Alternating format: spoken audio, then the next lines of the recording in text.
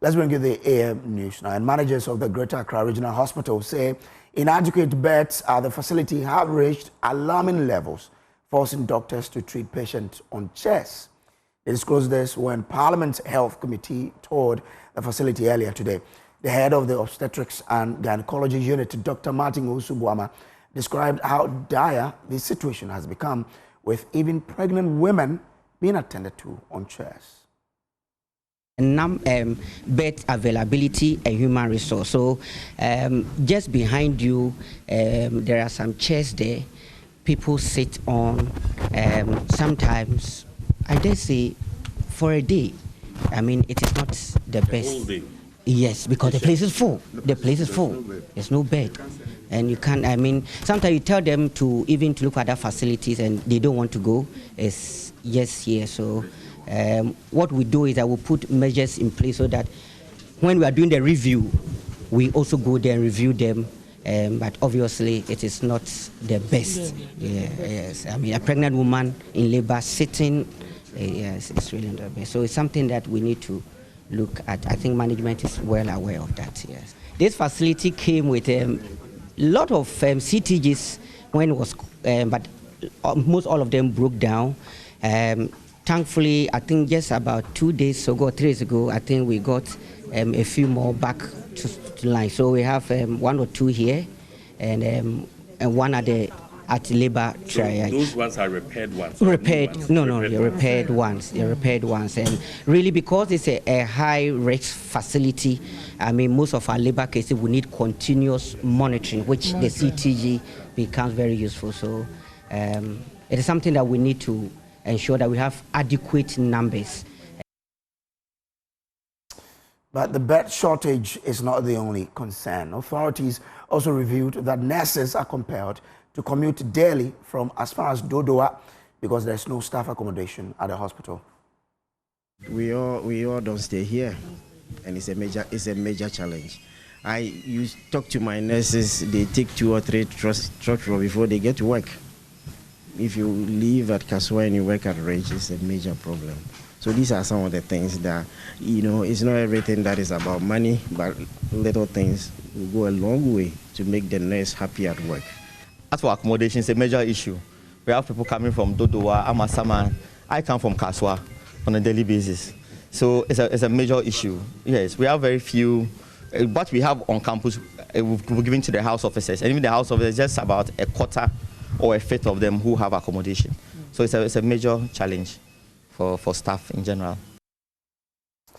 Now, 2 months after the murder of Immigration Officer Stephen Ken Amwa, the case has once again been adjourned. In court, both suspect Bright Awe and Thomas Ziga were present as prosecutors asked for more time to complete investigations. The case has now been pushed to October 9. My colleague Jacqueline Ansuma Yabua was in court earlier and has filed this report.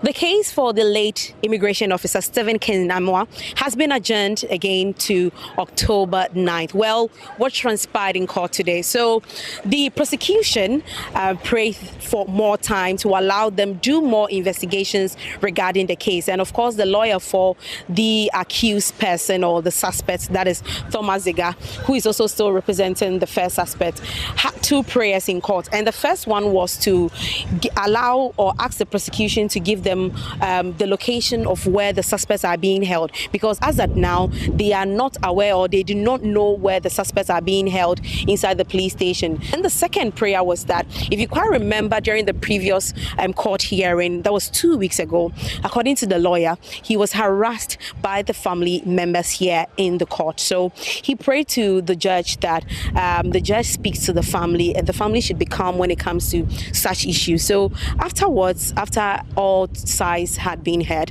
the judge then called the family members who were represented in court and told them that they should allow the law to take its course, because the suspects in courts, they are all innocent until proven guilty, and told them that they should ensure that they respect each other in the court premises. And after that, the case was adjourned to October 9th, 2025. But let's hear some reactions from the family members in court after the proceedings.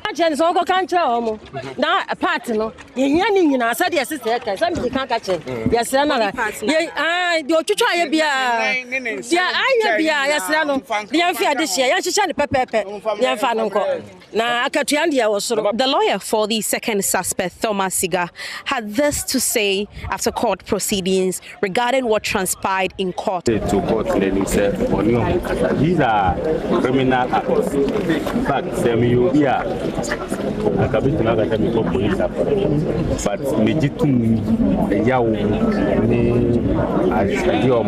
that is all that transpired in court today regarding the case of the immigration officer, Stephen Ken Amoa. Reporting for Joy News, I'm Jacqueline Ansuma Yeboah. Away from that, the head of research at the Bank of Ghana, Philip Abradu Otu, has revealed that earlier this year, the Cedi's appreciation sparked more anxiety than celebration among Ghanaian business owners. Rather than welcoming the currency strengthening, the central bank was inundated with calls from business operators voicing serious concerns, many even urging the bank to intervene and halt the appreciation, citing its negative effect on operations and profitability. Mr. Abradu Otu made these remarks at the launch of the UCC School of Development Studies Alumni Association. The theme for the launch of the University of Cape Coast School of Development Studies Alumni Association was monetary policy responses to exchange rates volatility in Ghana, implication for cost of living. The president of the association, Stephen Ejay, indicated that the association is focused on creating a network of mentorship, extensive learning, and collaborations. This milestone marks the birth of a vibrant community uniting past and the present. Our association aims to forge a powerful network for mentorship, collaboration, and lifelong learning, harnessing collective expertise to drive national development and support our alma maters. As we integrate this association, let us do so with pride, unity, and renewed purpose. May this be the beginning of a legacy of influence, emphasis, legacy of influence, support, and transformative growth. Together, let us build a network that inspires, empowers, and elevates every member, making tangible difference in our society. In his address, the Dean of the UCC School of Business, Professor Samuel Kwekwe, highlighted how exchange rates movement impacts inflation. There are some other issues that we need to also consider, highlighting the importance of the movement of the exchange rate in terms of spillover effect. The data suggests that exchange rate emerges as a net transmitter of shocks. The spillover results in our case show that monetary policy has been predominantly reactive, and exchange rate and inflationary pressures remain dominant shock propagators, which means that we need to pay particular attention to them. The head of research at the Bank of Ghana, Philip Abradu Otu, shared the effect of the Cedi's appreciation on the bank and the impact of exchange rates volatility. Recently, we've seen the exchange rate volatile downwards. So we've seen an appreciation in the currency. It's good for some people, and you'll be surprised that at the Bank of Ghana, when the currency started appreciating, businesses came attacking us. They wrote all sorts of letters that we should stop allowing the exchange rate to appreciate because it's bad for their businesses. He also commented on the consequences of fluctuating exchange rates on businesses. From Cape Coast, Abigail Lissel and Chroma reports for Joy News. Well, the minority in Parliament has condemned the use of political power as a tool for revenge, stressing that democracy must be made both appealing and inclusive. Speaking at a public lecture on the theme Beyond the Test, making Ghana's constitution deliver democracy, the minority leader urged politicians to break the destructive cycle of political vendetta, warning it undermines the nation's democratic ideals. Mama Visefa Kote has more in the following report.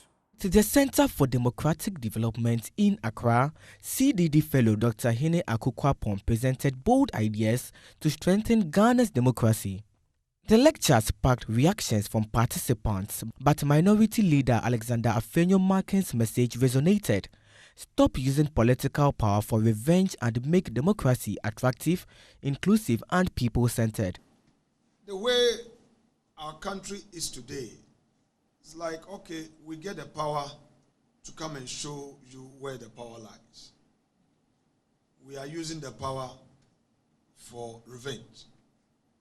When we were in office, NPP, few of us took it upon ourselves to go the way of bridging up and ensuring that this extremist type of approach where power is used to punish, attack, and hurt others are somewhat minimized if we don't get rid of it. So I would want to encourage our friends in government, watch some of the excesses. The fact that it happened yesterday is not a justification for it to be repeated. We must end the cycle of you do me, I do you. I've never been happy with some of these things. It doesn't help our democracy. Adding his voice to the call, former UN Senior Governance Advisor Professor Bafo Ajimandua emphasized that without systemic reforms, these proposals will remain just ideas on paper. More importantly for me is how you're also seeking to integrate tradition, culture into the modern democratic structure. I will say, how do you present this for our thinkers and our policymakers to even begin to understand? Because if I see what's going on now, both the political elite and the educated elites, I think we need a major shaker in our thinking. Otherwise, this beautiful idea will not stand. People have developed vested interest in what exists. So change is difficult. Dr. Hene Akukwapon argued that Ghana's democracy could thrive under a three-tiered model, a system successfully adopted by many developing countries. If we believe that we can forge a country, then guess what? That's what democracy is all about. You then say, okay, you know what, how do we have our linguists really bring those languages together to form a common language that when you hear, you understand, and the delta that you have to learn is actually not so difficult, right? Unless you have that common language and whatnot, if you leave it by default over time, it becomes a bigger and bigger and bigger problem. And then it makes policy making very hard. It makes it actually even difficult to learn English, because what it is that there's not one language that basically forms a buffer for you to really communicate and then learn what is on top. As the lecture concluded, the message was clear. For Ghana's democracy to truly flourish, political actors must break the cycle of revenge, adopt inclusive systems, and embrace innovative governance models. Mama Visa Fakote's report for Joy News. Well, the Upper West Regional Minister, lawyer Charles Luanga Pozong, has officially inducted more than 100 apprentices into the National Apprenticeship Training Program in the Wa municipality. He urged the apprentices to take the training seriously and make the most of the opportunity. Joy News' Upper West Regional Correspondent Rafiq Salam reports from Wa. The National Apprenticeship Program Initiative, launched in April 2025, aims to equip young people with skills across 9 key trade areas, nurturing hope, discipline, and a future filled with promise. Our Power Regional Minister, Lawyer Charles Luanga Pozong, speaking at the matriculation and induction ceremony in Wa, noted that they are not just launching a training exercise, but are nurturing hope, skills, and dignity for the young people in the region. We are not just launching a training exercise. We are nurturing hope, skills, and dignity for the young people of this region. This program is a lifeline for the youth offering them an opportunity to acquire employable skills, create jobs, and continue meaningful to national development. Lawyer Charles Wongo Pozung also addressed a critical challenge facing the youth, the growing menace of substance abuse. This program is an opportunity to carve out your future. Do not waste it. At the same time, let me draw our attention to a worrying development in our region, the growing menace of substance abuse among our youth. This is destroying lives and undermining the very investment we are making in you today. Deputy Coordinator of the National Apprenticeship Program, Fuhad Agbanyeda, representing the National Coordinator, Nicodemus Zere, noted that training equipment and startup kits will be provided, which comes with responsibility. This initiative marks a historic commitment from the government, which is covering all training costs, providing workplace insurance, monthly stipends, and personal protective equipment, startup kits for all our apprentices. This unprecedented support underscores our dedication to skills development and job creation. On behalf of the master craftspersons, Scholastica W. Sawyer pledged to uphold the highest standards of professionalism in guiding the apprentice. As master craftsperson, we accept the responsibility placed on us as trainers, mentors, and guardians of the next generation of skilled workers. We pledge to uphold the highest standards of professionalism, fairness, and discipline in guiding our apprentices. Reporting for Dway News, Rafiq Salam. Wow.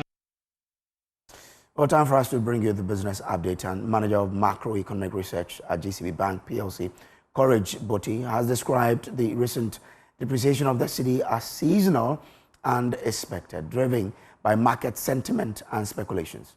He, however, said the stringent measures being rolled out by the Bank of Ghana will restore sanity in the market.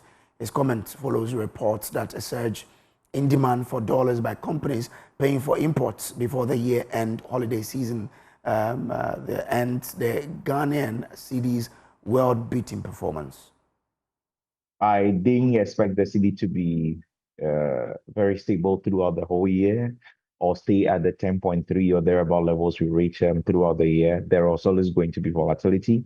We know the seasonalities and currency movements in Ghana. We know around this period, and there are two main events. There's cocoa season coming, and you know, with the depreciation of the cedi, that has impact on the price of cocoa and all that. You could understand some of the argument that say that probably there are some adjustment happening in the lead up to the cocoa, probably unspoken truth.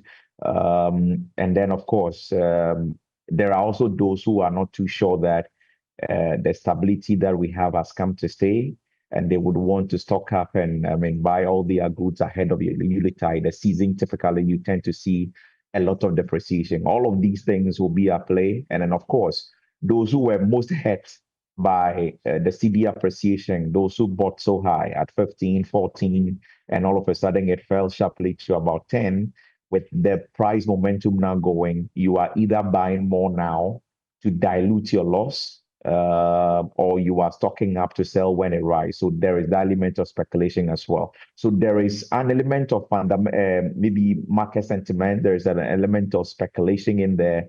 All of that play a role. So it would always exaggerate the movement in the exchange rate, and it will not reflect the real fundamental because of these intervening factors, really. But if you ask me, I never really expected stability around the same level. It was always going to move back, and the people who were most hurt would try to trace their path back when the opportunity presents itself. And it looks like this is one of such opportunity for those kinds of people.